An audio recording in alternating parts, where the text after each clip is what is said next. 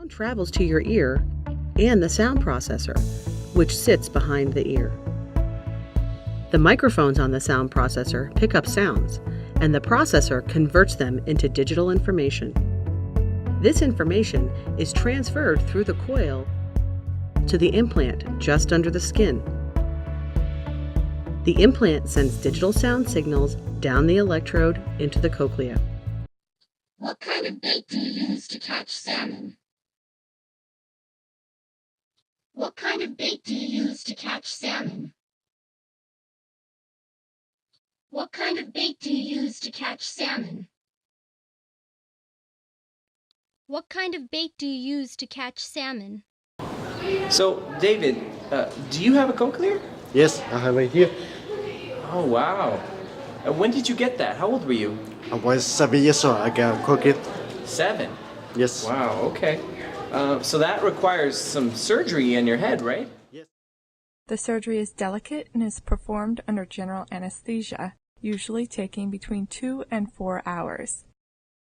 The incision is made behind the ear, through the skin and muscle, to expose the mastoid bone with its sturdy covering of periosteum. A flap is cut into the periosteum, and a pocket is created between the bone and the parosteal layer to hold the internal receiver device. The surgeon drills a small well in the bone, which will hold the device in place and allow it to be flush with the skin.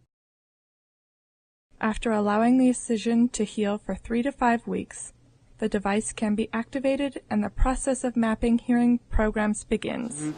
Wow, sounds like a lot of work. Yes. How long was that surgery? Well, it depends. It takes 4 hours or 4 hours to 6 hours. It depends the size. Oh, okay. So then after you had that surgery, how did everything go? Is everything okay after that? Well, sure, but after I got surgery, you got brain pressure, it got swollen. Well, the nose bleeding. Also, your eye got swollen. Ooh, sounds a little painful.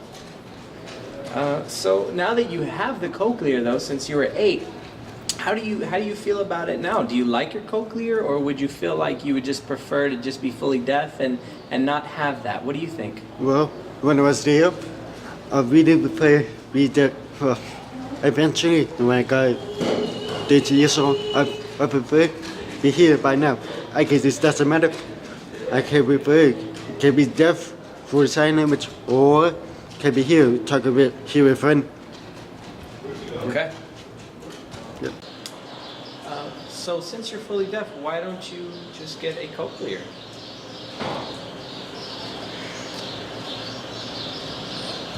I don't want to get a Cochlear because I'm deaf, and I prefer to be deaf than to be anything other than I am. This is how I was naturally born. I was not born hearing, I was born deaf. So that is how I will stay. Okay, that's cool. So I have another question. What's the difference? What do you notice a difference when it comes to teaching someone who's fully deaf as opposed to someone who's deaf with Cochlear? So a student who's fully deaf that doesn't use cochlear implants, they may not have any access to sound at all, and so that means they wouldn't necessarily have speech access, whereas maybe students who use a cochlear implant or a hearing aid would have access to use their voice, or they may have more access to speech sounds, so they can use their voice to communicate as well as just using sign language. Okay, thanks. You're welcome.